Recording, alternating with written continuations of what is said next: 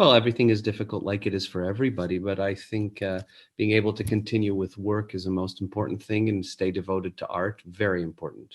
Obviously, this is a really tough time for freelance musicians, and I really wanted to support people like you and other freelance musicians around the globe. And have you still been able to work and hone your craft?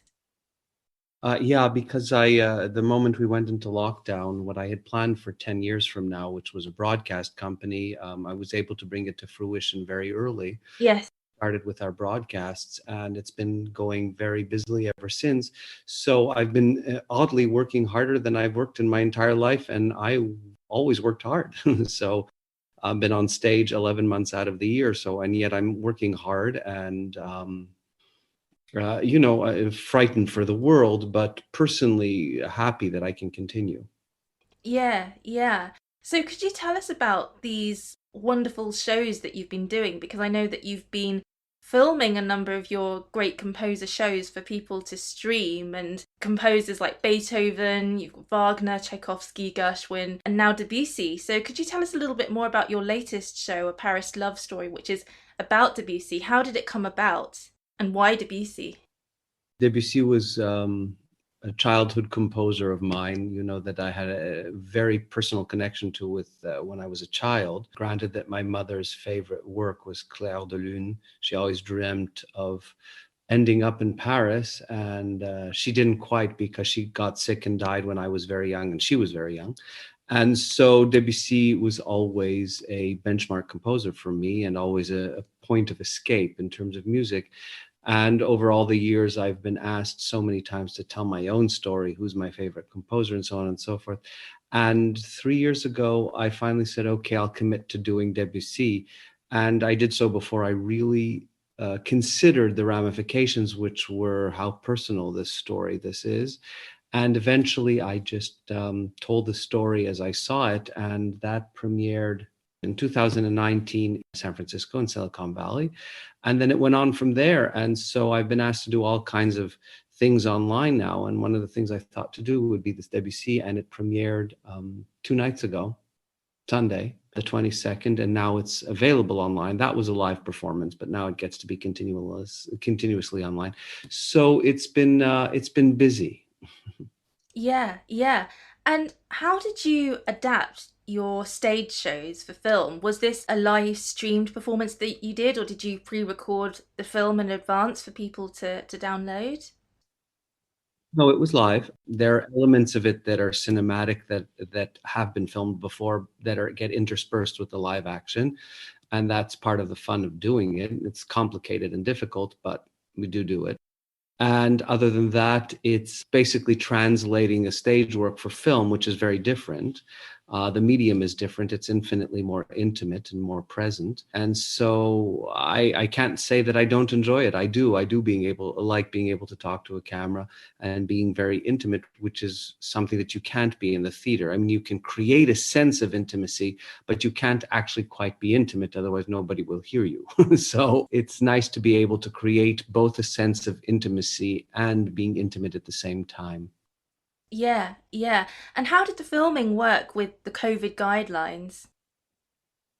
Well, everybody here in Italy we're all quarantined. I'm the only one without a mask for when we're filming. Everybody else is masked. We do as much social distancing as we can, but everybody's been tested and everybody's quarantined. So for the period of work that we do in preparation and the show, we then all take care, properly. And it's a group of people that don't go out and, party or free with their time. They're very careful to begin with, which doesn't necessarily mean anything. You can be very careful and suffer the consequences. But we were very careful how this is done.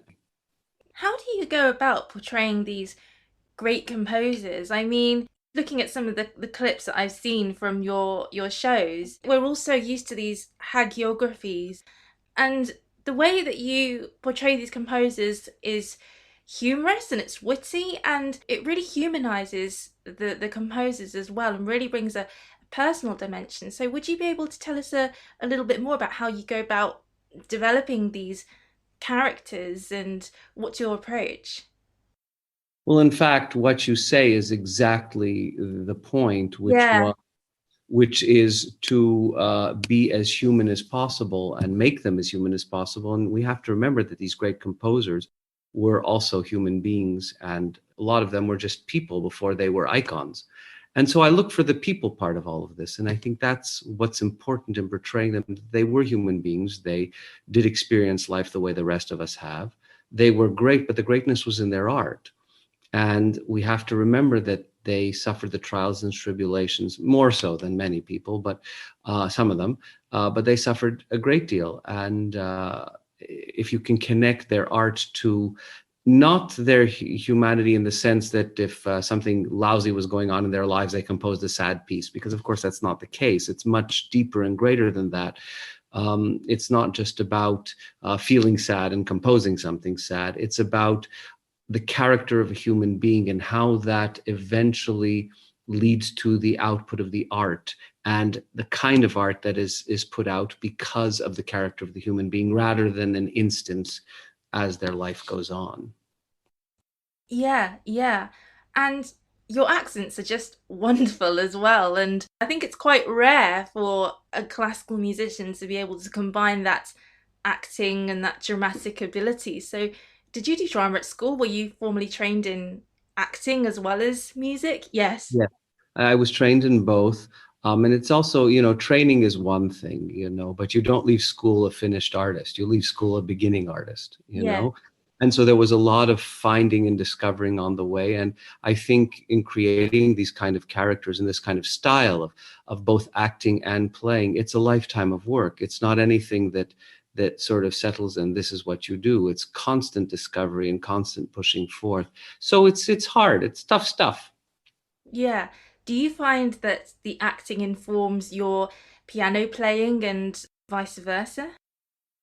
Good question. Informs to a degree, the context informs, the understanding of the human being informs. And it's interesting, in a situation whereby the character is going through something, the playing doesn't come out the same.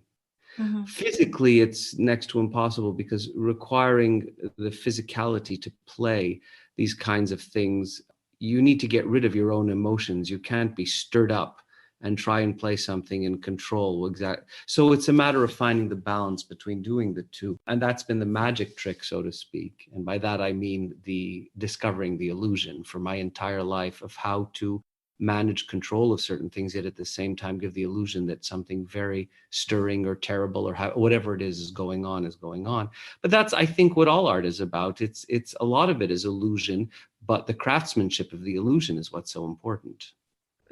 That's a really interesting point you make. So, can you give us an example of perhaps where you've gone about, like you said, trying to create that illusion? Well, let's take a piece whereby Chopin is describing his relationship with Georges Sand via a piece that he's actually composed, which is Opus 27, the C sharp minor nocturne, Yeah. and number one. Here you have this piece that is so telling and so storytelling. Now, if you don't say a word, you can focus and put everything into the music. However, if you're telling a story and being somebody and reacting to a situation while you're playing, there's a lot going on at once. Plus, the mouth has to work. Plus, you have to turn to the audience or to the camera while you're playing at concert level. So the brain and the ear has to be peeled to the music that's being made. And physically, your relaxation of your the whole mechanism has to be there, and yet at the same time you have to feel that there's this undercurrent of something really not so good going on, because this is not going to end well, as we know it didn't. And how to convey all that and not let the tension of the story and the storytelling get into the physicality of the playing, because in the playing it is in the sound, not in the physicality. If you're all tense while you play, sound comes out terrible. But if you're loose when you play, then you can create a tension in the sound, yet you can't mix what the character is doing. So it's all these kind of divisions of the brain to figure it out all at once so that they come together and actually combine to give an effect, so to speak.